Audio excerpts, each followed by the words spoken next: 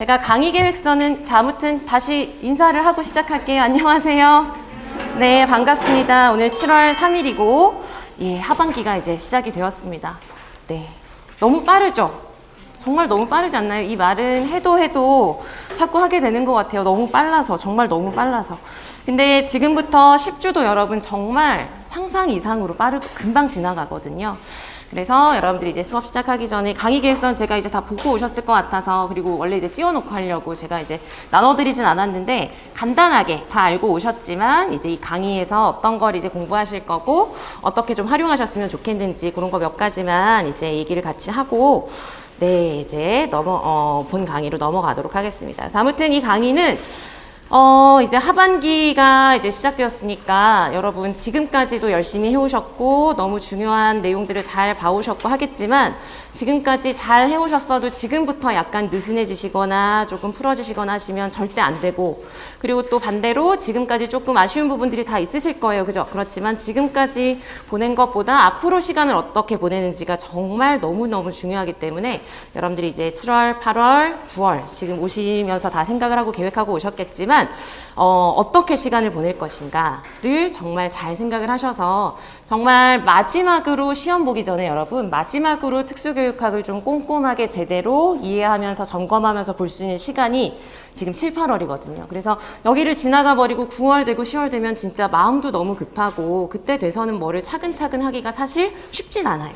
그래서 정말 마지막 시간이다 생각하시고 하루하루 한 시간을 모두 모조리 여러분들 스스로를 위한 시간으로 이제 활용을 하셨으면 좋겠어요. 그래서 이 강의를 통해서도 이제 이 강의는 기출 변형 문제 풀이잖아요. 그래서 오늘 풀어보셔서 아시겠지만 기출 변형 문제라고 하는 건 문제 상황이라던가 문제의 기본적인 틀은 다 기출에 두고 있어요. 그래서 그걸 두고 거기에 두고 제가 이제 그 중에서 기출 문제는 아니지만 기출 문제랑 관련해서 중요한 부분이라던가 그 문제 상황에서 다룬 내용이어서 같이 좀 풀어봤으면 좋겠는 것, 그런 것들을 가지고 이제 기출 변형 문제를 이제 드리는 겁니다. 그래서 작년까지 이제 기출 변형 문제로 했던 것들이 그대로 거의 뭐 유지되기도 하고 조금 바꾼 것들도 있기도 하고 또 이제 2021학년도 문제는 다 추가가 되죠. 그래서 문제가 그렇게 적지는 않아요. 이번 주는 그래도 그렇게 기출 문제가 막 많이 나오는 영역들은 아니고 내용 자체도 그렇게 많은 부분이 아니라서 이제 3개의 영역인데 한 40문제 정도 되었잖아요. 그죠? 그런데 다음 주 뭐 행동 지원, 그 다음에 뭐 학습장애 뭐 붙어서 문제가 굉장히 많습니다. 다음 주는 지금 제가 정리 중이긴 한데 한 60문항 내외 정도가 되거든요. 그래서 여러분 이제 시간 되시면 꼭 일찍 오셔서 늦어도 9시까지는 꼭 오셔서 꼭 풀어보셨으면 좋겠어요. 그리고 여러분들이 문제를 이제 보실 때 인강 수강하시는 분들도 그렇지만 문제를 안 풀고 그냥 저랑 바로 보면은 여러분들이 생각할 틈이 없잖아요. 여러분들이 스스로 생각을 하셔야 돼요. 그냥 우리가 이 기출 변형 문제가 뭐 답이 뭐고 이게 뭐 물론 그걸 확인하는 과정에서 공부가 되는 거지만 막 이 답이 막 되게 중요하고 답을 외워야 되고 이런 게 아니잖아요. 여러분들이 이걸 풀어보는 과정에 의의가 있으니까 반드시 이제 저랑 해설 강의 먼저 이제 하시기 전에 꼭 풀어볼 수 있도록 다 이제 일찍 오시는 걸로 계획을 좀 하셨으면 좋겠어요. 아무튼 그래서 그런 기출 변형 문제를 보면서 영역별로 이제 중요한 이론들도 점검을 하시게 될 거고, 기출 변형 문제를 푸실 때는 제가 또 하나 강조드리고 싶은 건 꼭 답을 실전처럼 써보셨으면 좋겠어요. 시간이 오래 걸려도. 그래서 제가 일부러 이제 기출의 어떤 경향이나 이런 것들에 좀 맞도록 똑같은 협력교수에 대한 내용이 오늘 많았잖아요. 그죠? 그렇지만 답은 다 다르거든요. 그래서 문제마다 써야 되는 요건이나 뭐 조건이나 상황들은 다 달라서 반복되는 주제들이어도 되도록이면 다양하게 답을 써보실 수 있도록 제가 계속 이제 준비를 하고 있으니까 여러분들 써보실 때 그냥 협력고사 대한교수 나왔구나 이거겠다 이 용어만 쓰면 되겠지 이렇게 쓰지 마시고 서술형이라던가 이런 것들은 꼭 제대로 된 문장으로 완성된 답으로 이제 써보신 연습을 꼭 하시면서 점검을 하셨으면 좋겠어요. 그래서 그런 과정을 통해서 전체적으로 이제 기출 기반이 되겠죠. 기출 문제를 가지고 보는 거니까 기출 기반의 가장 중요한 기본 이론과 그 다음에 답안 작성하는 연습 이런 것들을 이제 하시게 되는 강의라고 보시면 되겠습니다. 그래서 이제 여러분들이 요거를 이제 토요일 날 오시니까 잘 활용하시는 분들은 여러분들 개별적으로 평일에 공부하는 시간도 뭐 다들 계획이 있으시겠지만 만약에 계획 중이시라면 이 강의를 어차피 이제 활용하시기로 하셨으니까 이 강의의 진도에 맞게 그 전에 보고 오시는 것도 되게 효과적이더라고요. 작년부터 이제 합격하시는 분들을 봐도 그러니까 예를 들어서 다음 주 우리가 진도가 행동 지원, 행동 수정이잖아요. 그러니까 그러니까 여러분들 뭐 나름 이제 복습하시는 그런 일정을 행동 수정을 먼저 이제 한번 하시는 거죠. 다음 주 강의하러 오시기 전에 기출 문제를 다시 보셔도 되고 이론 한번 다시 보셔도 되고 그리고 와서 문제 푸시고 또 저랑 해설 강의 때 또 다시 반복하시고 그러면 잘하면 한 주 안에서 한 영역을 4-5번 반복을 하실 수가 있는 거예요. 그 효과가 굉장히 크거든요. 그래서 그런 것들도 계획을 하실 때 좀 이제 반영해서 하시는 것도 좋을 것 같아요. 그렇습니다. 그래서 그런 식의 그 내용이 이제 주가 되는 강의고 영역별로 볼 때 그렇다고 해서 우리가 또 이제 너무 문제만 보다 보면은 내용이 좀 이제 어떤 부분들은 놓칠 수도 있고 해서 그런 부분들은 강론학습지라는 퀴즈 형식의 그 문제로 우리가 확인을 하려고 합니다. 그래서 강론학습지는 대표적인 기본적인 것 위주로 하는데 기본이 가장 중요하니까 대표적인 강론에 있는 내용들 반영을 해서 이제 해설이 있잖아요, 여러분. 빈칸 자료가 있고 강론학습지 빈칸이 있고 해설이 있죠. 해설에 있는 모든 그 문구, 그 설명, 답안은 전부 다 강론에 있는 거 그대로 이제 실어드린 거예요. 아시겠죠? 그러니까 여러분들이 나중에 이 강론학습지는 일일이 빈칸에 써보는 게 시간이 없으실 거예요. 아마 많지 않으실 거예요. 그래서 다 못 해보셔도 나중에 그 해설로 답 실어드린 자료 있잖아요. 그거만 반복적으로 보셔도 강론을 읽어보시는 거랑 똑같은 효과가 있는 거죠. 이해되시겠죠? 그리고 앞부분은 사실 뭐 개별화, 통합 뭐 이런 것들은 사실 새로울 내용이 없어요. 새로운 강론도 별로 없고 근데 뭐 청각, 의사소통, 뭐 중도, 중고 이런 것들은 새로운 강론서들 있잖아요. 그런 것들은 또 다 반영을 해서 학습지 안에서 여러분들이 확인을 어느 정도 하실 수 있게 드릴 거니까 그런 자료는 이제 알아두시고 활용을 하셨으면 좋겠습니다. 그래요. 그래서 이제 특수교육학에 대한 건 그런 자료와 내용을 가지고 여러분들이 이제 활용을 하시게 될 거고 추가적으로 법총론은 그냥 이제 과제로 나눠 드리는 겁니다. 그래서 법총론은 여러분들이 개별적으로 이제 집에 가서 확인하시고 보시면 되겠어요. 그래서 강의 내용은 그렇고요. 알고 오셨겠지만 그래도 한번 더 확인을 해드렸고 그 다음에 첨삭 같은 경우는 여러분들 이제 오신 분들은 모두 다 이제 아침에 말씀드린 것처럼 매주 제일 위에 4문항 정도, 3-4문항 정도 써드릴 거예요. 그래서 그거를 이제 다 쓰셨죠. 그래서 거기다가 하시고 뭐 저한테 바로 주셔도 되고 문 앞에 저기 이제 제출하셔도 되고 수업 끝나기 전에 집에 가시기 전에만 제출하시면 됩니다. 그래서 그거 꼭 제출해 주시고 첨삭해드리는 방법은 제가 오늘 다 걷어가서 일주일 동안 보고 다음 주에 지면에다가 바로 첨삭해드리는 방식으로 할 거고요. 인강 수강하시는 분들은 그냥 매주 순서대로 30분까지 해드리는 거예요. 그래서 30명이 고정되어 있는 게 아니라 매주 순서대로 그래서 제출하시면 되겠습니다. 아무튼 그거도 이제 참고하시고 일정 다시 한 번만 확인해 드리면 12시까지 11시부터 점심시간으로 해두었고요. 근데 이거는 뭐 여러분들 개별적으로 상황에 따라서 이제 좀 유동적으로 하셔도 됩니다. 어쨌든 해설 강의는 매주 12시에 시작을 합니다. 그리고 5시라고 이제 끝나는 시간을 해놨지만 이제 그 영역에 따라 내용에 따라 조금 이제 늦어질 수도 있어요. 그래서 여러분들 뭐 조금 이제 그건 유동적으로 생각을 해주시기 바랍니다. 되셨죠? 그래서 그렇게 좀 안내를 해드렸습니다.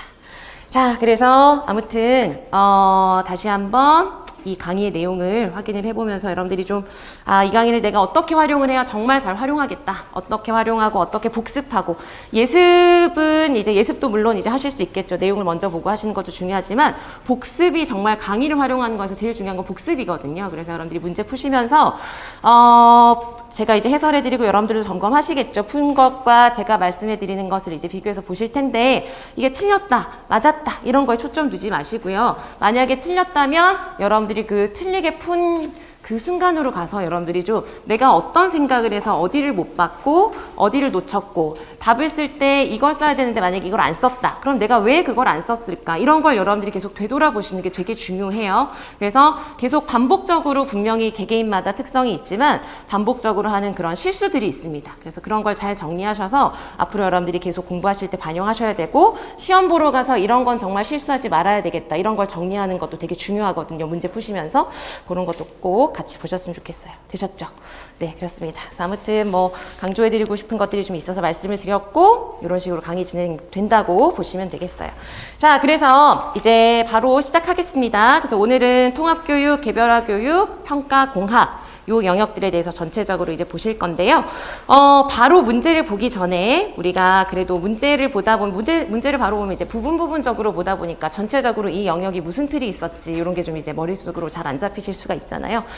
그래서 우선 제일 먼저 이거는 사실은 그냥 복습하실 때 쓰시라고 나눠드리는 거긴 한데 우리가 이제 영역별로 문제를 풀기 전에 이렇게 보려고 해요. 여러분 오늘 제가 빈칸 자료 이렇게 나눠드린 거 있죠. 완전 빈칸. 이거는 사실 그냥 여러분들 복습하실 때 그냥 채워보시라고 할 때 그냥 활용해 보시라고 그냥 가장 기본이 되는 틀을 이제 드린 거예요. 마치 그러니까 저랑 계속 이제 강의 같이 같이 참여해 오셨던 분들은 왜 그 맥가이드북이라고 마인드맵 있었잖아요. 거의 그 내용인데 그걸 표로 만든 거예요.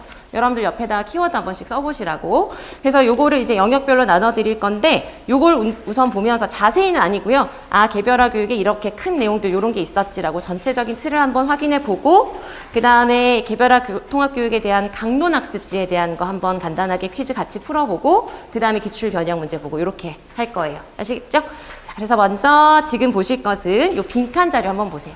요걸 원래 이제 좀 띄워놓고 좀 이제 하려고 하는 그런 네, 계획이 있었는데 지금 첫 시간 어쩔 수 없이 그냥 바로 보도록 하겠습니다. 그래서 지금 이제 빈칸 자료 보시면 되겠고요. 이제 개별화 교육과 통합 교육부터 해서 보시겠습니다. 뭐 이 부분은 사실 이제 아주 중요한 부분이죠. 너무너무 중요한 부분이지만 그렇다고 해서 뭐 내용이 많거나 어렵거나 새로운 내용이 있거나 그렇지 않습니다. 그래서 개별화 통합 같은 경우는 법적인 사항, 법적 근거 알아두시는 게 굉장히 중요하고 법적 근거와 함께 기본적으로 다뤄지는 그런 기본 틀을 알아두시는 게 가장 중요해요. 자, 그래서 먼저 개별화 교육부터 보시면은요. 지금 뭐 완전히 다 외우셨을 수도 있고 그렇지 않을 수도 있습니다. 그죠? 지금 인출이 다 안 된다고 전혀 스트레스 받지 않으셔도 돼요. 앞으로 반복을 많이 하실 거고 반복을 하면 여러분들 분명히 시험 직전에 다 외우고 계실 거예요. 그러니까 지금 안 외워진다는 걸로 너무 스트레스 받지 마시고 지금 그냥 생각나는 대로 떠올려 보시면 됩니다. 자, 법적 근거에서 개별화 교육이랑 관련해서 제가 이제 써놓은 부분은 개별화 교육의 법적 근거에서 중요한 요소들이죠. 그죠? 우리가 알고 있어야 되는 요소들. 개별화 교육 지원 팀을 구성해야 됩니다. 개별화 교육 대상자가 선정이 된다면 그러면 팀 구성에 대해서 우리가 알고 있어야 되는 법적인 사항은 뭐가 있죠? 중요한 거? 얼마 안에 팀 구성을 해야 되죠? 매 학년에 얼마 안에? 2주 안에 팀 구성을 해야 됩니다. 그죠? 그래서 법은 여러분들이 이제 아시겠지만 뭐 기한이나 시한이 있다면 그걸 시기를 정확하게 알고 계셔야 되고 법은 주체가 있다면 주체도 정확하게 정리하셔야 되고 그 다음에 법에서는 의무사항이 있고 권장사항이 있잖아요. 그래서 뭐뭐뭐뭐 하여야 한다. 그러면 그건 반드시 갖춰야 되는 의무사항이고 뭐 예를 들어서 노력하여야 한다. 뭐 이럴 수도 있다. 뭐 노력 뭐 이렇게 할 수 있다. 뭐 이런 식으로 완전히 의무적인 사항으로 제시하지 않은 것들도 있죠. 그래서 그런 것들 구분하시면서 보시면 되죠. 그래서 어쨌든 팀은 매 학년, 그죠? 매 학년 이제 기준으로 시작일로부터 2주 안에 팀 구성을 합니다. 팀 구성원에는 어떤 사람이 들어갈 수 있죠, 여러분? 사실 누구나 들어갈 수 있어요. 뭐랑 관련된 학생의 개별화 교육에 필요한 모든 사람이 포함이 될 수가 있습니다. 팀 구성원은 그죠? 필요하다면 그래서 다양한 뭐 이제 보호자부터 해서 학교장까지 다양한 전문가들이 이제 포함이 될 수가 있어요. 그래서 팀 구성에 대해서 이제 뭐 쭉 나열되어 있는 건 이제 법에 나와 있는 건 그대로 암기를 하셔야 되겠지만 그렇게 정리하시면 되겠고 자, 그다음 개별화 교육 팀이 지원팀이 이런 용어도 여러분 법적인 용어는 똑같이 외우셔야 되는 거 아시죠? 그죠? 개별화 교육 팀 뭐 이런 식으로 하시는 거 당연히 안 되고 만약에 써야 된다면 개별화 교육 지원팀 이렇게 쓰셔야 되고 팀 구성이 되면 그 팀은 그 아래 개별화 교육 계획을 작성합니다. 작성을 합니다. 이건 얼마 안에, 어디를 기준으로 얼마 안에 작성해야 되죠? 매 학년이 아니라 매 학기. 얼마 안에? 30일 이내에 작성을 해야 되는 것이죠. 그래서 그거를 이제 정확하게 알아두시고 시험 문제로 진짜 많이 나온 거는 그 아래 내용이에요. 개별화 교육 계획의 내용. 이 내용이라는 거는 개별화 교육 계획에 들어가야 되는 구성 요소라고 보시면 되겠죠? 뭐가 있죠, 여러분? 차례대로 한번 얘기해 볼까요?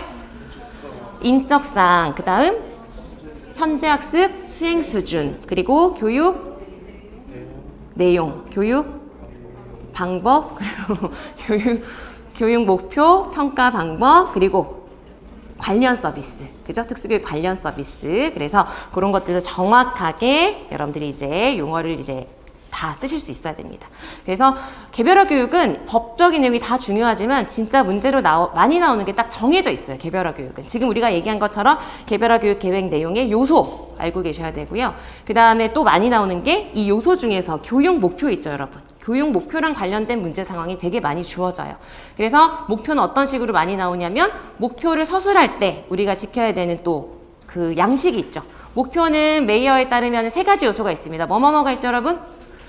조건은 똑같은 말로 상황이라고도 하고 그 다음에 행동을 했다라고 판단할 수 있는 무엇? 수락 기준 또는 기준 그 다음에 행동 그래서 그 세 가지를 관련 지어서도 이제 문제로 많이 물어보죠. 그것도 기억을 꼭 해주셔야 돼요. 자, 그 다음에 일단 넘어가겠습니다. 그래서 개별화 교육 계획을 이렇게 작성을 했으면 전학을 갈 일이 있다. 또는 상급 학교로 진학을 하게 된다. 그러면은 특수교사가 해야 되는 것은 무엇일까요? 어떤 역할을 해야 되죠? 전출학교에서 전입학교로 얼마 이내? 14일 이내에 송부한다는 거. 자, 지금까지 본 이러한 관련 업무를 특수교육 교원은 지원하고 조정하는 역할을 해야 됩니다. 그것도 법에 나와 있는 용어 그대로 알아두셔야 되고, 평가 및 결과 통보에 대해서는 여러분 누가 책임을 져야 될까요? 개별화 교육이랑 관련된 전반적인 책임은 누구에게 있죠? 학교 장에게 있습니다. 그래서 각급 학교의 장은 학생에게 개별화 교육 계획을 실시를 했다면 평가를 얼마에 한 번 할까요?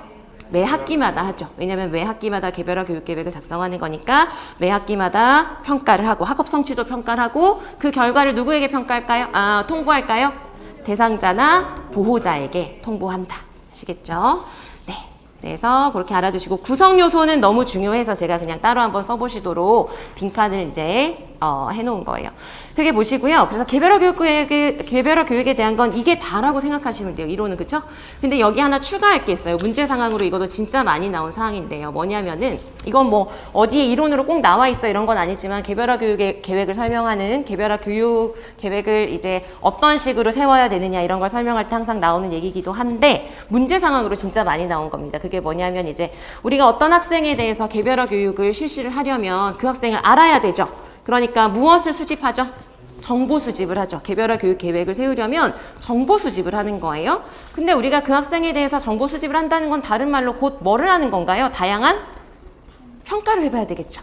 그래서 학생에 대해서 정보 수집을 한다는 건 다양하게 평가를 해서 그 학생에 대해서 알아야 돼요. 뭘 잘하고 뭘 못하고 지금 필요한 게 뭔지, 지금 현행 수준이 뭔지, 장단점이 뭔지 이런 걸 알아야 되잖아요. 그래서 평가를 할 수 있습니다. 그럼 어떤 방법으로 평가할 수 있을까요?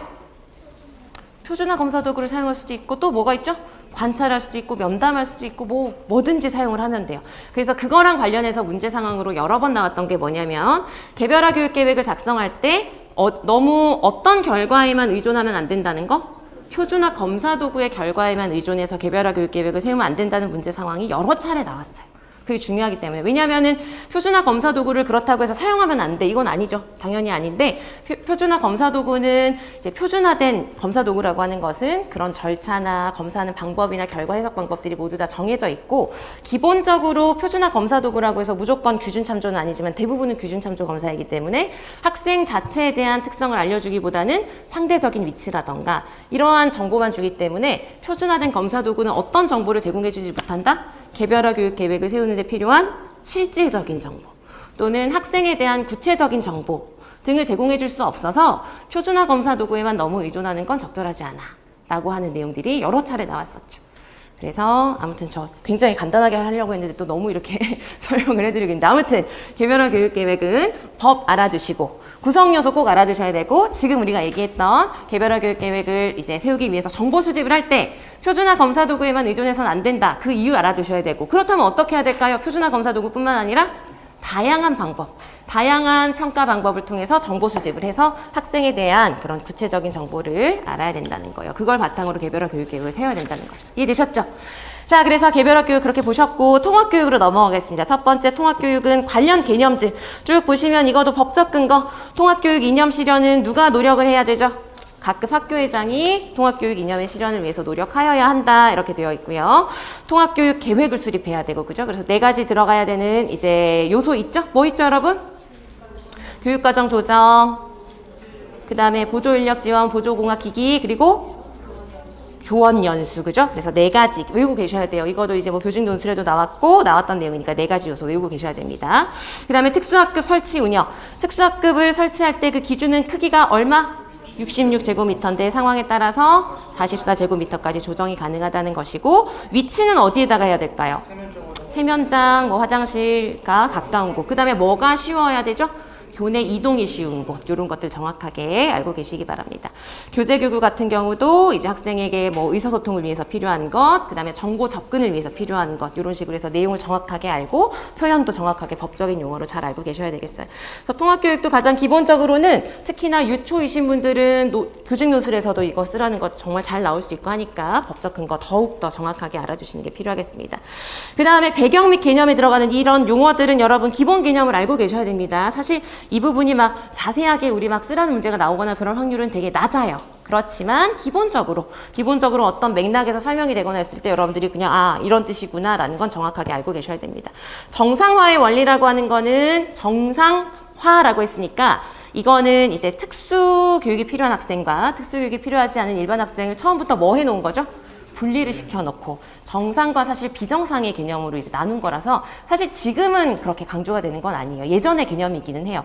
그러나 정상화의 원리라고 하는 이 용어는 좀 많이 나올 때가 어디서 많이 나오냐면 중도중복장애 학생. 왜냐하면 중도중복장애 학생들은 장애가 심하다 보니까 아무래도 장애에만 너무 초점을 두고 학생의 어려운 점에만 초점을 두게 되면 자꾸 일반 학생들과는 너무 거리가 멀어질 수 있잖아요. 여러 면에서. 그래서 중도장애나 중복장애여서 장애가 심하더라도 최대한 뭐 자료든 뭐 환경이든 사람이든 모든 것을 정상적인 것에 가깝게 정상적인 방법으로 최대한 하자라는 그런 개념이죠. 그래서 정상화라고 하는 건 가급적이면 모든 요소들에 대해서 정상적으로 이제 뭐 교육을 받고 활동을 하는 모든 사람과 동일한 방법으로 하자라는 그런 원리입니다.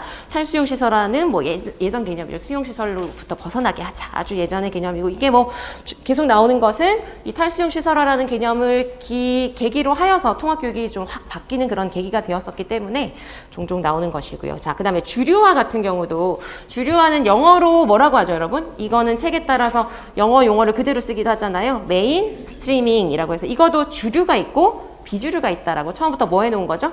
분리시켜 놓은 거예요. 그래서 비주류인 특수를 주류화시키자. 이런 개념으로 이제 보시면 되겠고 그렇게 나누어서 이제 하다 보니까 결국은 공통적으로 운영을 하는 부분들도 많은데 처음부터 이렇게 나눠서 하다 보니까 조금 효율성이 떨어진다. 효율적으로 그냥 한 곳에서 하자. 누가 주도하자? 일반 교육에서 그냥 주도하자 이런 개념인 거예요. 그 다음에 최소 제한 환경의 키워드는 뭘까요, 여러분? 최소 제한 환경의 키워드는 제한을 안 할 수는 없다는 거예요. 그죠? 그 제한을 어떻게 하자? 최소한으로 하자는 거예요. 아시겠죠? 그래서 제한을 최소한으로 하자라는 겁니다. 그러나 결국 이것도 처음부터 분리를 한 거죠. 최소 제한 환경도. 그래서 지금 정상화의 원리에서부터 최소 제한 환경까지 이건 전부 다 처음부터 무엇을 전제한 거다? 분리를 전제한 거예요. 분리를 전제한 거. 그래서 여러분 분리를 전제하고 하는 걸 이제 요것도 기본 용어니까 알아두세요. 모음식이 있고 그죠? 통합교육이 포함식이 있죠. 그럼 분리를 전제해 놓고 이제 모으자. 이거는 모음식일까요? 포함식일까요? 모음식. 그죠? 그래서 정상화의 원리부터 최소 제한 환경까지는 다 묶어서 5개는 다 묶어서 무슨 식 통합교육? 모음식 통합교육이고. 완전 통합은 처음부터 분리하지 않고 그냥 우린 모두 하나야. 하나인데 필요하면 이렇게 빼서 교육을 추가적으로 실시하자. 그래서 이건 처음부터 포함시킨다라고 해서 포함식 되셨죠? 좋습니다. 그래서 기본 개념 알아두시면 되겠고 연계적 배치 체계는 여러분 뭔지 아시죠? 그죠? 그래서 쭉 이제 통합 환경에서부터 분리되는 데까지 다양한 환경을 얘기를 하는 건데 그 이제 체계 있잖아요. 왜 피라미드 모양으로 나타내기도 하고 하는 그 체계를 연계적 배치 체계라고 이렇게 부른다는 건 여러분들이 계속 점검을 하실 필요가 있어요. 만약에 사용하시거나 해야 된다면 용어를. 그래서 그냥 비워놨습니다. 자, 넘어가서 이제 통합교육에서 너무너무 중요한 주제, 교수적 수정. 교수적 수정 보시면은 자 이것도 여러분들 오늘 뭐 문제 푸시면서 정의도 써보셨고 하셨는데 교수적 수정의 개념 이것도 여러분 이제 다들 키워드 하잖아요. 그죠? 키워드가 너무 중요합니다. 그리고 답을 쓰셨을 때 채점이 되려면 이제 답안에 키워드가 있어야 되는데 그 키워드는 막 문장을 통째로 다 키워드다 이렇게 보시면은 너무 힘들고 그렇게 그냥 단편적으로 외우시면 안 되고 이제 항상 보시면서 다시 한번 복습하실 때도 이 문장에서 키워드라는 건 교수적 수정의 개념의 키워드라고 한다면 절대 빠져서는 안 되는 의미라고 생각하시면 돼요. 의미. 그래서 어떤 개념이 정의가 있든 그리고 예를 들어서 뭐 어떤 개념도 책마다 조금씩 다 다르잖아요. 그런데 알고 보면 핵심 의미는 똑같아요. 그런 게 키워드가 되는 거예요. 아시겠죠? 그래서 그런 의미에서 교수적 수정의 개념을 설명할 때 꼭 들어가야 되는 키워드는 어떤 걸까요, 여러분? 우선 교수적 수정은 무슨 교육을 위한 거죠? 통합교육을 위한 거예요. 그러니까 무슨 학급에서의 수업에? 일반 학급의 수업에 참여하는 무엇을 향상시키는 거죠? 참여의 양과 질을 향상시키는 거예요. 양만 향상시키는 것도 아니고, 그죠? 그래서 일반 학급의 수업에 참여하는 양과 질을 향상시키는 거예요. 그쵸? 그래서 그렇게 하려고 하다 보니까 그렇게 하기 위해서 뭘 한다는 거죠? 교수석수정은 양과 질을 향상시키기 위해서 수정하거나 조절하는 모든 과정을 교수석수정이라 합니다. 그래서 그걸 할 때 이제 여러 가지 측면에서 할 수 있어서 그 유형이 몇 가지로 나뉘어지죠? 5가지로 나뉘어지고 교수석수정이랑 관련된 문제도 은근히 많이 나오죠. 그리고 대부분 교수석수정에 대한 건 이런 이론적인 틀로만 나오는 게 아니라 전부 다 뭘 주죠? 상황을 주거나 사례를 주거나 예시를 주고 이게 뭐냐 이렇게 물어보기 때문에 여러분들이 이제 이 핵심 키워드는 잘 알아두시고 그걸 적용하실 수 있어야 됩니다. 그래서 적용을 잘 하시려면 이거도 뭐 그냥 늘 말씀드리는 거지만 이해를 잘 하고 계셔야 돼요. 개념에 대한. 그래서 각각이 뭔지를 알고 이해하고 외우셔야 돼요. 그래야 적용이 됩니다. 자, 그래서 유형 5가지 점검을 해보면 교수 환경의 수정 첫 번째. 환경은 다시 몇 가지로 나뉘어져요? 2가지. 2가지. 무슨 환경? 물리적 환경과 사회적 환경으로 나뉘어지죠. 그래서 물리적 환경이 뭔지 사회적 환경이 뭔지 이해하고 계셔야 돼요. 물리적 환경에는 대표적으로 어떤 것들이 들어갈까요? 뭐 조명이라던가 소리라던가 정말 물리적인 공간적인 요소들 있잖아요. 공간이나 뭐 시간이나 어쨌든 물리적인 요소에 대한 조정이 여기에 다 들어가죠. 그죠? 뭐 자리 배치라던가 자료 배치라던가 이런 게 다 들어갑니다. 그 다음에 또 그 무슨 환경이 있죠? 사회적 환경이라는 것이 있어요. 그래서 사회적 환경이라는 건 어떻게 이해를 하셔야 될까요, 여러분? 사회적 환경은 이제 예를 들어서 김 교사가 사회적 환경 측면에서 교수석 수정을 한다. 어떤 환경을 만들어주는 게 사회적 환경일까요? 지금 교수석 수정에서 사회적 환경을 수정한다는 거는 계속 생각하셔야 되는 게 교수석 수정은 원래 어디에 참여하도록 하는 거죠? 일반 학급의 수업에 참여하도록 사회적 환경을 조성하는 거니까 학생이 어떤 걸 느끼게 하는 환경이라고 생각하시면 될까요? 내가 이 학급에 나도 같이 수업을 받는 사람이다 라는 게 느껴지게끔 사회적인 분위기를 만드는 것이 사회적 환경 조성 방법이죠. 그래서 뭘 느끼게 한다고 보통 표현이 많이 되죠? 소속감, 책임감, 뭐 역할 이런 것들을 많이 느끼도록 하고 다른 또래들과 일반 학급에 있는 사람들과 같이 상호작용하고 그런 분위기가 형성되도록 하는 게 사회적인 환경이죠. 그걸 이제 잘 알아두시고 교수적 집단화. 집단화는 뭐 1대1 수업에서부터 전체 대집단 수업까지 모든 형태의 그 집단화에 대한 모든 유형을 조정을 한다. 그럼 전부 다 집단화에 들어가고요. 방법 안에는 다시 몇 가지가 있죠? 3가지가 있죠. 뭐가 있죠, 여러분? 활동, 전략, 자료가 있죠. 그래서 이 3가지는 사실 이건 책에도 강론에도 나와 있어요. 이 3가지는 예에 따라서 구분하는 게 모호할 수 있다. 그래서 여러분들이 만약에 사례를 봤는데 이게 활동이야 전략이야 모호하잖아요. 그럼 모호하다, 겹친다 이렇게 보셔도 돼요. 그래서 그거는 교사가 전략으로 사용했지만 그것이 뭔가 자료로 보일 수도 있는 것이고 여러 가지는 이제 겹칠 수가 있어요. 그래서 특히나 전략이나 자료 이런 것들은 똑같은 예시지만 어떤 측면에서 보는지에 따라 전략으로 보일 수도 있고 자료로 보일 수도 있고 하기 때문에 그런 게 만약에 보이시면 이거는 조금 애매한 부분이구나 라고 보시면 되고 시험 문제로 만약에 나온다면 절대 그렇게 애매한 게 나오지 않을 거예요. 그래서 그거는 여러분들이 고민하지 마시고 그렇게 구분을 해두시고 알아두시면 되겠습니다. 그래서 활동 전략 자료가 있죠. 대신 활동이 뭔지 전략이 뭔지 자료가 뭔지 정확하게 알고 계셔야 되죠. 활동은 뭘 수정하는 거죠? 활동은 누가 하는 거라고 했죠? 학생이 하는 활동. 학생이 뭔가 하는 활동을 좀 더 쉽게, 좀 더 활동 중심적으로, 좀 더 구체적으로 이런 식으로 활동 자체를 하는 방식을 바꿔요. 그러면 활동 수정을 하는 거고요. 전략은 누가 사용하는 거죠? 학생이 사용하는 게 아니라 교사가 사용하는 모든 전략이 다 들어가요. 그래서 행동수정 전략도 다 들어가고요. 여러 가지 교수 전략도 다 들어가고 교사가 수업에 하는 모든 방식들, 전략들이 다 들어가요. 그런 데서 뭔가 수정을 하면 교수 전략의 수정이 되는 거고 자료는 감각적인 어떤 면에서 그죠? 시각적인 자료, 청각적인 자료, 촉각적인 자료 이런 식으로 자료 자체를 수정하거나 자료 자체를 가지고 뭔가 수정을 한다는 게 초점이면 교수 자료 수정이 되는 겁니다. 되셨죠? 그래서 그것을 다 합쳐서 교수 방법의 수정이 되는 거고요. 교수 내용의 수정도 잘 이해를 하고 계셔야 되죠. 교수 내용의 수정은 여기서 또 하나 알고 계셔야 되는 건 방법의 수정과 내용의 수정 아니면 그냥 환경, 집단화 방법 있죠. 얘네들을 고치는 거랑 내용을 바꾸는 거랑 둘 중에 어떤 게 더 수정을 많이 하는 거죠?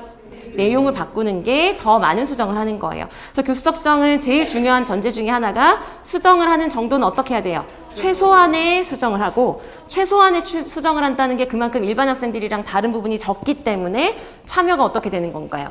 최대한으로 될 수 있는 거예요. 일반 학생과 동일하게. 그죠? 그래서 교수적 수정은 항상 전제되는 게 필요한 만큼만 최소한의 수정을 하고 최대한 참여를 시켜야 된다는 거죠.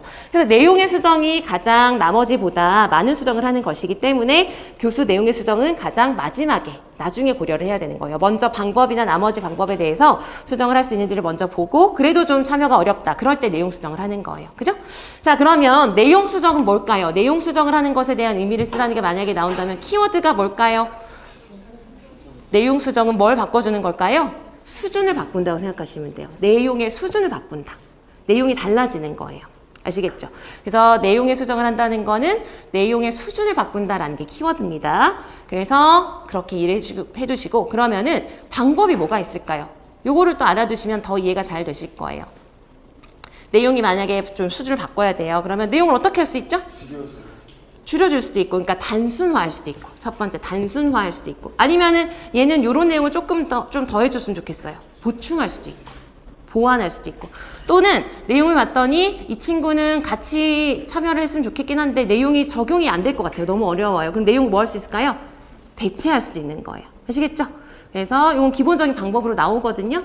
그래서 내용을 단순화하거나 보충하거나 아니면 대체하는 거예요. 그런 식으로 내용을 아예 바꾸는 게 바로 내용의 수준을 바꾸는 게 교수 내용의 수정이 되겠습니다. 자, 이거는 전부 다 교수에 대한 걸 보셨죠? 그래서 이제 그렇게 교수를 할 때 여러 가지를 수정을 했으면 평가도 학생이 교육받은 대로 학생에게 맞게 평가를 해줘야 되겠죠? 그래서 평가 방법의 수정에는 이제 뭐 여러 가지 대안적인 방법이 다 들어가고 여기에서 이따가 또 우리가 문제 보면서 보시겠지만 중요한 거는 대안적인 방법들 다 알고 계셔야 돼요. 뭐 예를 들면 어떤 게 있죠, 여러분? 대안적인 평가 조정 방법에 뭐 IEP를 기준으로 평가하는 것도 있고 합격 불합격도 있고 다면적 점수화도 있고 공동 점수화 뭐 포트폴리오 다 모든 여러 가지 방법이 다 들어갈 수 있어요. 그 다음에 이 안에서 또 하나 알고 있어야 되는 굉장히 중요한 거, 요즘 특히 되게 중요한 거 무슨 전략이 있죠? 평가 조정 전략. 평가 조정 전략도 교수석 수정에서 평가 방법을 수정하는 하나의 전략으로 설명이 될 수가 있어요. 평가 조정 전략. 그래서 요거 이따가 또 강론서 보면서도 보실 거니까 지금은 간단하게 이 부분에 그게 해당된다는 것만 보시고 꼭 기억을 해주십시오. 평가 조정 전략은 굉장히 중요한 거예요. 자, 그래서 유형 보셨습니다. 그 다음에 고안 뭐 지침 요거는 유의할 사항인데 여기서 되게 중요한 건 우리가 다 이미 얘기를 했습니다. 최소한의 수정을 해야 된다는 거. 그 다음에 여러 가지 방법 중에서도 수정의 정도가 더 많은 것부터 고려할까요? 적은 것부터 고려할까요? 적은 것부터 고려해서 꼭 필요한 수정만 최소한으로 하자. 그런 내용들이 위주가 되는 그런 지침들이고요.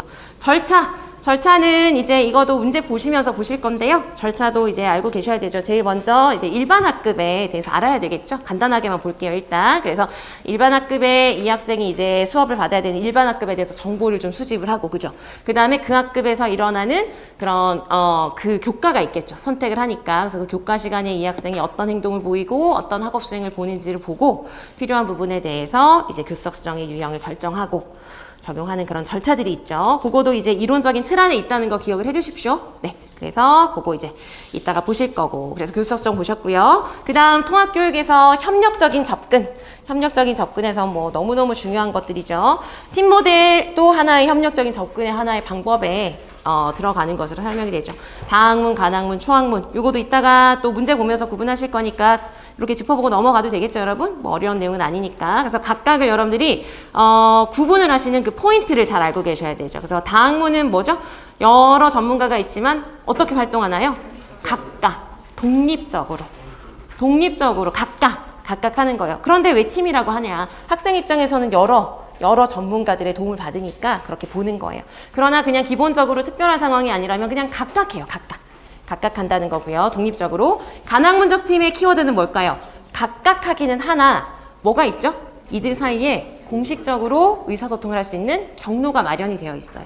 그래서 조금 이제 요 중간 단계라고 생각하시면 되겠죠. 다학문이랑 초학문 사이에서 약간의 이제 협력이 조금 더 가미된 그런 모양이라고 보시면 되겠고, 가장 중요한 게 이제 초학문적 팀이 되겠죠. 초학문적 팀은 학생을 진단하는 것에서부터 계획하고 교육하고 다시 평가하는 모든 과정을 전문가가 같이 합니다. 그래서 그 과정에서 이제 진단하는 방법을 우리가 뭐라고 하나요? 원형 진단이라 하고, 그 다음에 이제 이 팀 초학문적 팀은 모든 그 구성원들이 같이 하는데 같이 우르르 할 수 없으니까 누가 있죠? 주 책임자가 있어요. 그 주 책임자가 이제 수행을 할 수 있도록, 교육적인 수행을 그 상황에 맞게 할 수 있도록 하기 위해서 해당 전문가가 이제 자문을 해주죠. 그런 걸 우리가 뭐라고 하죠? 역할, 뭐 방출, 이양, 양도 다 똑같은 말. 이거도 이제 이따 문제 보면서 더 자세한 내용 보실 거죠. 자, 아무튼 초학문작팀 그러면 꼭 알고 계셔야 되는 게 원형 진단, 그 다음에 역할 방출, 그 다음에 그 과정에서 주책임자가 있다는 거, 그런 개념 꼭 알고 계셔야 됩니다. 자, 그 다음에 협력적 접근에서 중요한 거, 협력교수, 대안교수, 스테이션, 평행교수, 팀티칭, 교수 보조. 이 외에도 뭐 교수 관찰도 있고 뭐 여러 가지가 있지만 요 5가지가 필수죠. 그래서 요 5가지는 여러분 요거도 문제 보면서 볼게요. 자세한 내용도 계속 반복이 되니까. 근데 중요한 거는 요즘의 문제는 그냥 단순하게 제가 무슨 유형이냐 이렇게 잘 나오지 않아요. 예를 들어서 뭐 사례 주고 지금 무슨 유형인지 써라. 이거는 나올 수 있죠. 기입형이나 이런 데서 나올 수 있지만 잘 나오지 않고 어떻게 많이 나오나요? 자꾸 뭐 하라고 하죠? 얘네 둘을 막 비교해서 차이점을 써라. 그 다음에 뭐 장점을 누구 측면에서 써라. 이렇게 조건을 주고 막 이렇게 쓰라고 하기 때문에 여러분들이 얘네들을 잘 구분하시고 이제 뭐 예를 들어서 대안교수랑 평행교수가 딱 구분되는 포인트가 뭔지, 스테이션이랑 평행교수가 뭐가 다른지 이런 것들이 잘 이제 설명이 될 수 있도록 각각을 정확하게 봐주셔야 돼요. 요건 이제 워낙 이따가 반복이 많이 되니까 이따가 보도록 하겠습니다. 상세한 내용은. 자, 그 다음에 통합교육에서 그 다음으로 넘어가서 사회적 통합이라고 나와 있죠, 여러분. 지금 앞에서 본 그 협력교수는 누구끼리의 협력이죠? 교사들끼리의 협력이라면 통합교육을 하려면 교사들도 협력을 잘해야 되지만 또 누가 협력을 잘해야 될까요? 학생들도 협력을 잘해야 되고 서로 상호작용을 잘해야 되는 거예요. 그래서 3페이지에 여러분 보시면 큰 제목이 뭔가요? 사회적 통합이죠. 이거는 마찬가지 유초이신 분들은 사회적 통합에 대한 개념 여기 나와 있는 거 잘 봐주셔야 돼요. 교직 논술로 늘 많이 나오는 주제들이죠. 그래서 아무튼 잘 알아두시면 좋겠고 여기서 말하는 이제 사회적 통합이라고 하는 건 통합을 하기 위해서 학생들끼리 어떻게 이제 통합이 되고 어떻게 통합이 잘 되도록 하기 위해서 이런 전략이 있을 수 있다라는 거예요. 그래서 여러분 요거는 특수 아동교육 개론서 아시죠? 거기에서 설명하고 있는 틀이거든요. 사회적 통합에 대해서 그 책에서 가장 잘 설명을 해주고 있어요. 그래서 필요하시다면 그 책을 꼭 한번 읽어보시면 너무 좋을 것 같고 아무튼 그 책에 나와 있는 그 맥락이에요. 이 표가. 그래서 여러분 제일 첫 번째 활동, 무슨 활동이라고 되어 있죠? 장애 이해 활동이라 되어 있죠. 이거는 누구를 대상으로 한다는 걸까요? 일반 학생을 대상으로 장애 이해 활동을 하자. 사회적 통합을 위해서. 그 다음에 두 번째, 사회적 기술을 교수하는 건 누구를 대상으로 할까요?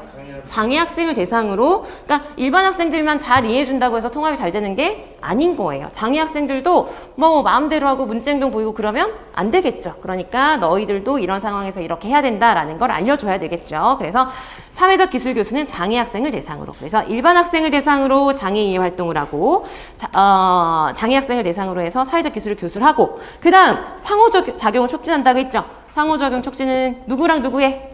일반 학생과 장애 학생끼리의 상호작용을 촉진하는 대표적인 방법으로, 그래서 옆에 보시면 아주 중요한 전략들이 나오죠. 협동학습, 집단 강화, 또래 교수, 이렇게 설명이 되는 거예요. 그래서 그냥 이 틀을 한번 생각해 두셔도 좋을 것 같아요. 특히 논술 쓰셔야 되는 분들은 사회적 통합을 위해서 뭐 예를 들어서 일반 학생을 위해서 뭘 할 수 있을지를 생각해라. 그러면 장애 이해 활동 이런 거 바로 생각하시면 좋겠죠. 아무튼 그렇게 한번 떠올려 보시라고 그 틀을 확인해 봤고요. 지금 우리가 이론적으로 꼭 여러분들 잘 보셔야 되는 건 협동학습, 그 다음에 집단 강화, 또래 교수, 각각 여기 너무너무 중요하죠. 자, 협동학습에서는 여러분들이 유형을 구분하시는 것도 중요하고 유형마다의 절차, 특성 이런 거 알아두시는 게 너무 중요하고, 그에 앞서서 협동학습은 기본적으로 요소가 있어요. 이것도 뭐 조금씩은 내용이 다르긴 하지만 제일 많이 나오는 요소로 이제 우리가 확인을 하자면, 기본적으로 우리가 협동학습을 할 땐 이걸 지켜야 돼 라고 하는 요소가 몇 가지가 있을까요?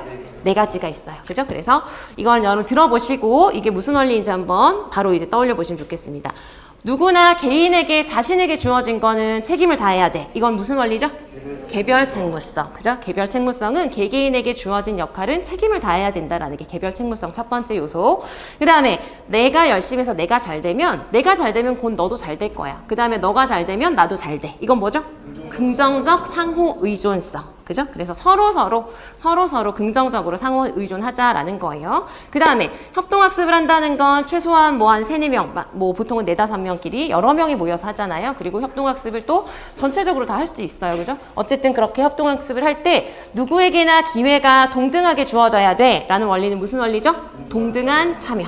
그렇죠? 그래서 동등한 참여. 그런데 교사가 이제 동등하게 모두에게 참여를 시키려고 하다 보니 뭐가 문제가 될 수 있을까요? 똑같이 그냥 순차적으로 참여하는 시간을 예를 들어서 5분 만약에 그런 식으로 준다면 시간이 너무 오래 걸려서 시간적으로 효율성이 떨어지죠. 그래서 시간적으로 효율성 있게 좀 운영하자라는 게 뭐죠? 동시다발적 상호작용. 동시다발적 상호작용이라고 하는 건 우리가 교육을 실시하는 이 공간 안에서 동시다발적으로 여기저기에서 상호작용이 일어날 수 있도록 해서 시간적으로 좀 비효율적인 걸 좀 보완하자라고 하는 원리예요. 그래서 그 네 가지는 기본적인 요소로 꼭 알고, 기본 요소라고 하기도 하고요. 기본 원리라고도 합니다. 그래서 꼭 알고 계세요. 그 다음에 유형별로 뭐 스테드, TGT, 직소, TAI, 뭐 LT는 많이 나오지 않지만 뭐 함께 학습하기. 제가 그냥 간단하게 약자로 썼습니다. 근데 여러분들은 답안에 만약에 명칭 써야 되면 약자로 쓰시면 안 되고 가급적이면 이제 가급적이 아니라 그냥 한글로 써야 된다 이렇게 생각을 해두세요. 아시겠죠? 예를 들어서 뭐 원래가 약자로 쓰는 뭐 명이 있잖아. 뭐 AAIDD라던가 그런 것들은 원래 그냥 약자로 쓰잖아요. 명칭이. 아니면 우리가 오늘 볼 거지만 세트 모델 이런 거 있죠. 그런 건 원래 명칭이 약자죠. 그런 건 상관없지만 얘는 그냥 원래 한글 명칭이 있잖아요. 그런 것들은 답을 쓰실 때 한글로 꼭 쓰시는 연습을 하셔야 됩니다. 아무튼 이 전부 다 이제 각각의 의미와 절차와 이런 것들을 여러분들이 잘 봐주셔야 되고, 얘네도 문제 보면서 중요한 것들은 다 보실 거고, 특히 시험에 많이 나오는 건 여러분 이 중에서 뭘 많이 보신 것 같으세요? TAI가 진짜 좀 많이 나온 편이고요. 이 중에서도. 왜 그럴까요? TAI가 팀보조 개별학습. 그래서 협동학습을 하면서도 다 누구의 수준에 맞게 학습을 하도록 하죠? 장애 학생의 수준에 맞는 학습을 하도록 하는 그런 절차를 갖고 있기 때문에 그런 특성에서 좀 더 많이 나오는 것 같아요. 그래서 그런 것도 이제 알아두시고, 기본적인 거 요거는 이제 문제 보시면서 또 체크해 보도록 하겠습니다. 그 다음에 집단 강화. 집단 강화는 우리가 다음 주에도 볼 거예요. 행동수성에서 보는 거니까. 여기 나와 있는 이유는 집단 강화란다는 건 이제 뭐 독립적 집단 강화는 좀 다르지만 의존적이거나 상호 의존적이면 서로 영향을 주고받으니까 그게 여기서 활용이 될 수 있어서 대표적으로 나와 있는 겁니다. 그 다음에 또래 교수. 또래 교수도 유형이 이것 말고도 너무너무 많죠. 그죠? 그러나 최근에 강조가 되는 건 이 세 가지가 많이 강조가 됩니다. 왜 그럴까? 이 세 가지는 전부 다 공통적으로 무슨 또래 교수죠? 이거 세 개 다 묶어서 상보적 또는 호혜적. 똑같은 말이에요. 상보적, 호혜적 또래 교수가 최근엔 더 강조가 됩니다. 그러면 비호혜적인 거 있죠. 비상보적인 것. 그것과 호혜적인 것의 차이는 뭐죠? 역할, 이거죠. 이 역할 바로 생각나시죠? 근데 이제 만약에 쓰셔야 된다면 역할 이렇게 쓰기 시작하시면 안 돼요. 뭐 누구랑 누구의 역할? 튜터와 튜티 이렇게. 그래서 역할이라는 말이 당연히 이제 먼저 생각나실 수 있고 키워드라고 생각하신 거 맞지만, 만약에 답을 쓰신다면 그럴 때 이제 그냥 역할 생각한 대로 쓰시면 이제 채점할 때 보면 무슨 역할을 말하는 거지? 이럴 수 있는 거예요. 그래서 이제 떠올리실 때는 꼭 전체적으로 구체적으로 떠올리세요. 계속. 그래서 호혜적이라고 하는 건 튜터와 튜티의 역할을 계속 교대를 하면서 또래 학습자가 교수자가 되기도 하고 교수자가 학습자가 되기도 하는 과정을 포함하는 것이죠. 그래서 그 대표적인 게 CWPT, CSTT, 펠스가 있고요. 전부 다 시험으로 다뤄졌습니다. 그래서 각각을 꼭 알고 계셔야 되고, 특히 뭐 펠스, 요건 학습장애랑 관련해서도 많이 나온 것이죠. 요것도 이따 문제 보시면서 보실게요. 자, 아무튼 그래서 이런 식으로 제가 그냥 더 간단하게 하려고 했는데 자꾸 말이 조금 길어져가지고 좀 많이 보셨는데요. 그런 식으로 이제 전체적인 틀을 한번 쭉 풀고 이제 여러분 강론서 학습지 있죠? 강론서 학습지 한번, 여기에는 지금 뭐 많지 않아요. 지금 너무 겹치는 것도 많고, 통합개별화 평가공학은 뭐 강론서 학습지라고 해서 뭐 최신 강론이 있는 것도 아니고, 그래서 간단합니다. 그래서 지금 뭐 몇 문제 그렇게 많지 않고 한 30번까지 있는데 이게 그냥 세 개 영역이 다 합쳐져 있는 거예요. 그래서 일단 우리 기출변형 보기 전에 지금 점검만 할게요. 7번까지만 볼 거예요. 8번부터는 평가거든요. 그냥 정의 한 번씩 이제 써보신다 생각하시고 보시면 되겠습니다. 이거는 지금 여러분들 보실 때 그냥 빈칸 보시면서 여러분들 생각해 보셔도 되고, 해설 그냥 같이 보면서 키워드 체크하셔도 되고, 여러분들 필요하신 대로 활용하시면 좋겠습니다. 자, 첫 번째, 팀 경쟁 학습의 집단 구성 방법을 구체적으로 설명하시오. 요게 또 기출로 나왔었죠, 여러분. 중등 문제에서 그 집단 구성하는 구체적인 방법을 그대로 서술하라는 문제가 나왔었어요.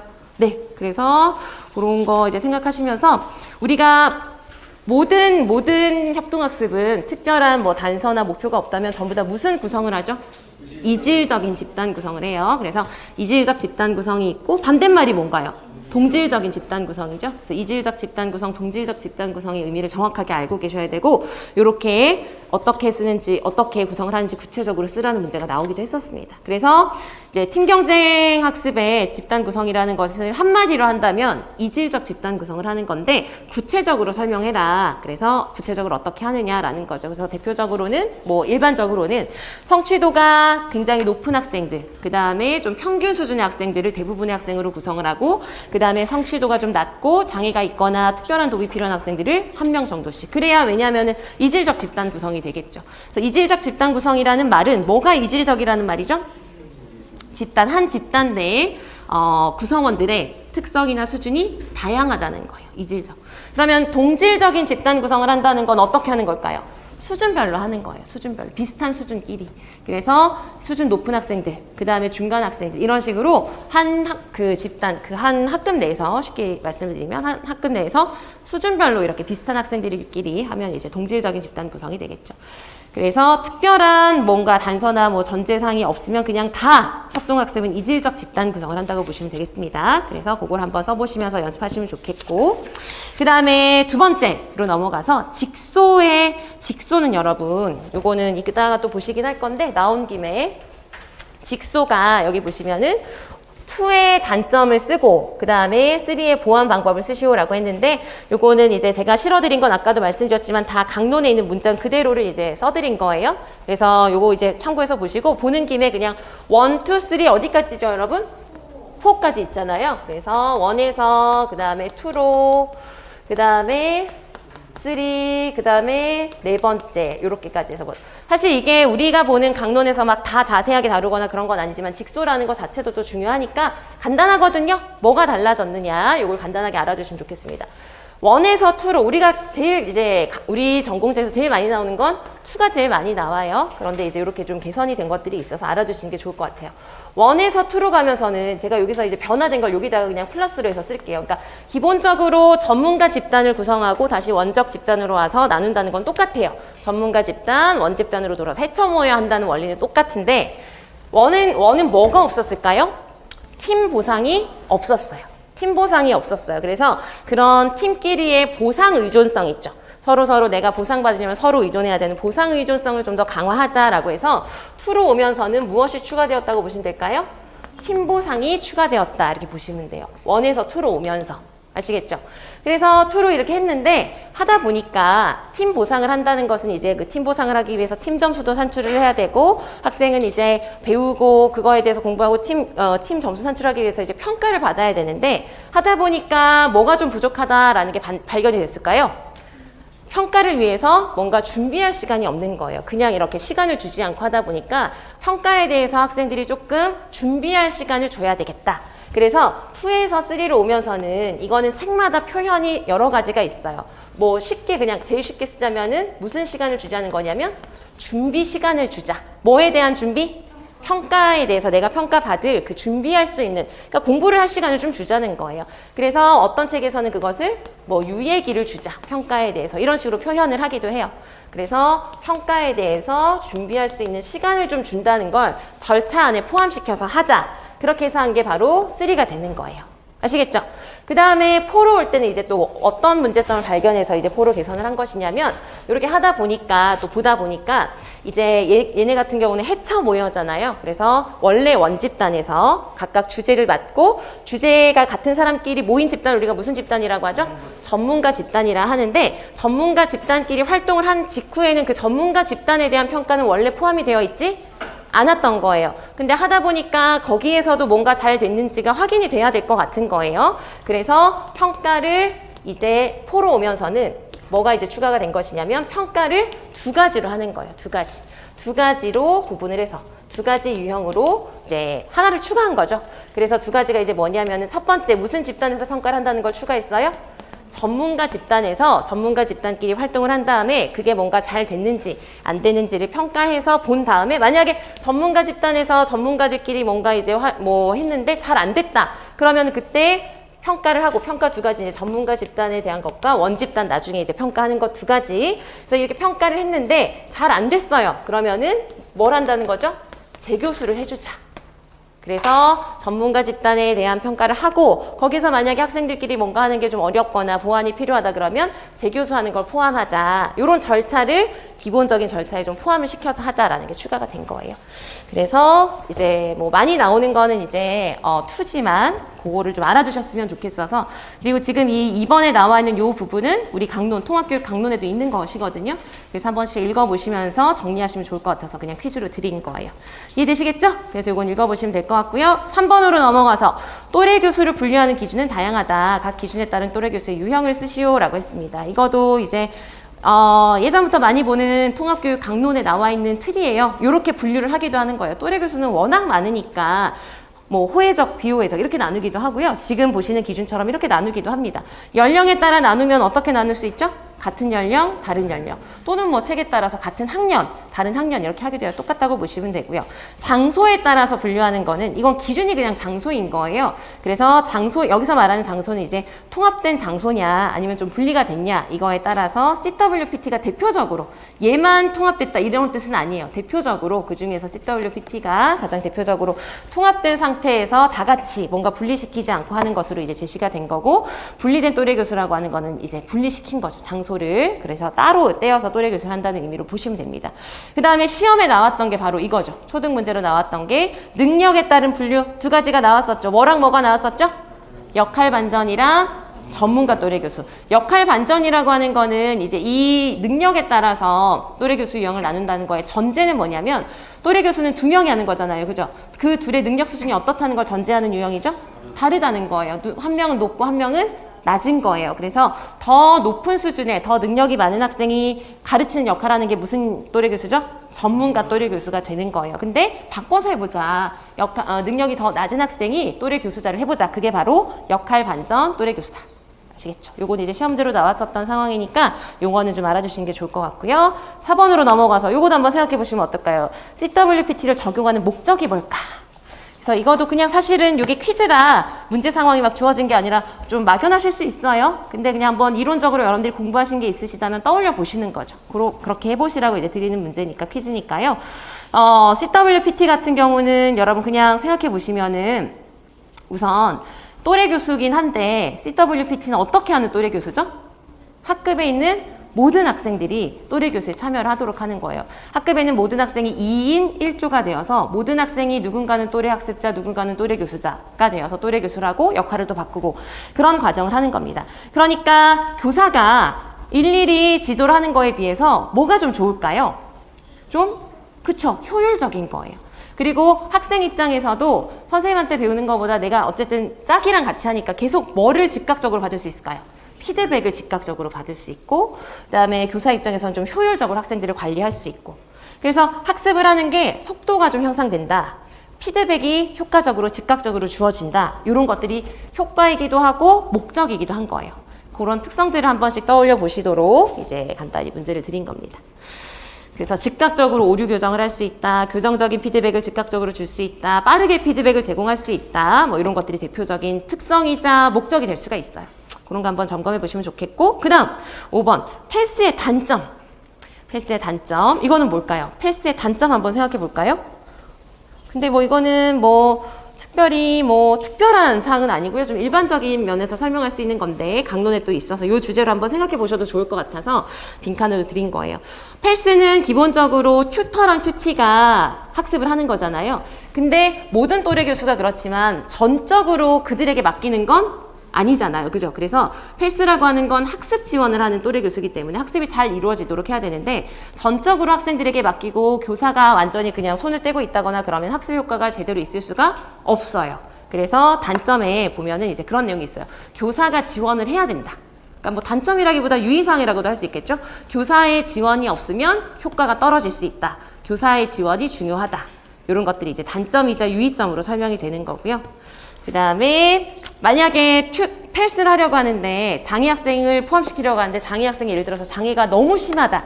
그러면은 바로 투입시키기가 어렵겠죠. 그래서 그 전에 좀 집중적으로 개별화 교육을 한 다음에 적용해야 된다. 뭐 이런 게 단점으로 설명이 되어 있어요. 그런데 또 말씀드리지만 단점이라기보다 뭐 유의점 이런 것들로도 같이 알아주시면 좋을 것 같아요. 자, 그 다음에 6번, 7번은 같이 보시면 되겠는데요. 제가 아까 이제 평가 조정 전략이 중요하다고 말씀을 드렸죠. 실제로 뭐 교육 과정에서도 너무 강조가 되는 거고요. 특수교육 이 부분에서도 최근에 평가 조정 전략은 굉장히 중요한 것으로 강조가 됩니다. 왜냐하면 학생에게 맞게 교육을 한다는 것으로만 이제 되는 게 아니라 평가도 그들에게 맞게 잘 맞춰서 해줘야 되는 것이고 그게 더 강조가 되는 거예요. 그래서 평가 조정의 의미를 한번 써보시는 거죠. 원래 정의나, 그러니까 평가 조정 전략을 제가 봤을 때 다들 그 유형은 너무 잘 알고 계세요. 근데 정작 이게 무슨 뜻인지는 잘 이제 체크를 안 하시는 분들도 많으신 것 같아요. 의미를 쓰라고 한다면 여러분 뭘 쓸 수 있을까요? 여러분들이 지금 안 보고 그냥 빈칸을 보신다면 한번 생각을 해보세요. 평가 조정 전략을 내가 만약에 써야 돼요. 의미를. 어떤 말을 써야 될까요? 평가를 조정하는 거니까 일단 평가를 하는 과정에서 뭔가 변경을 해주겠죠. 바꿔주고 수정하고 하겠죠. 그런데 되게 중요한 키워드가 있죠. 평가 조정 전략은. 어떻게 그냥 막 다 바꾸면 안 되잖아요. 뭐에서는 벗어나지 말아야 될까요? 원래의 평가 목적. 또는 이건 책에 따라서 원래 뭐 본질 이렇게 쓰기도 해요. 평가의 본질, 평가의 원래 목적에 벗어나지 말아야 된다. 또는 평가의 목적을 훼손하지 말아야 된다. 이런 단서가 있거든요. 그걸 꼭 같이 알고 계시기 바랍니다. 그래서 평가 조정 전략은 예를 들어서 문제 상황으로 평가 조정 해놓고 골라라 뭐 이럴 수도 있을 것이고요. 뭐 틀린 거 골라라, 설명해라 그럴 수 있겠죠. 그런 거 설명하실 때 평가 조정 전략은 원래 평가의 목적을 훼손해서는 안 된다. 본질에서 벗어나서는 안 된다. 그런데 이랬다. 이렇게 이제 활용하실 수 있겠죠. 아무튼 의미를 꼭 점검해 보셨으면 좋겠고, 그러면 평가 조정 전략을 사용을 한다면 장애 학생 측면에서 어떤 효과가 있을까? 이거는 뭐 일반적인 내용입니다. 장애 학생에 대해서 그들의 수준에 맞게, 그죠? 그들의 성취나 뭐 그들의 수준을 그 장애 학생이 나타낼 수 있도록 해서 결국 만약에 장애 학생에게 맞게 평가 조정 전략을 잘 제공하지 못한다면 학생은 할 수 있는데 평가를 받지 못할 수도 있고 하잖아요. 그래서 결국 그건 어디로 이어지게 되냐면 기회에 있어서 불공평한 상황이 생길 수 있는 거예요. 그래서 평가 조정 전략도 결국은 학생에게 동등한 평가의 기회를 주는 의미에서도 효과가 있다고 설명이 되고 합니다. 그래서 그런 게 이제 강론에 나온 문장이 있어서 체크를 해봤어요. 그래서 아무튼 여기까지 통합교육이랑 관련된 거고, 강론서 학습지는 이렇게 전체적으로 다 보는 게 아니라 중간중간에 제가 봤을 때 좀 써보셨으면 좋겠는 그런 테마나 이런 게 있으면 그냥 이렇게 드리는 거예요. 이해되셨죠? 이렇게 점검하셨고, 네, 시간이 조금 1시간 정도 됐거든요. 잠시 요거도 좀 점검하고 해야 되니까 10분 있다가 10분만 쉬고 기출변형 문제 보겠습니다.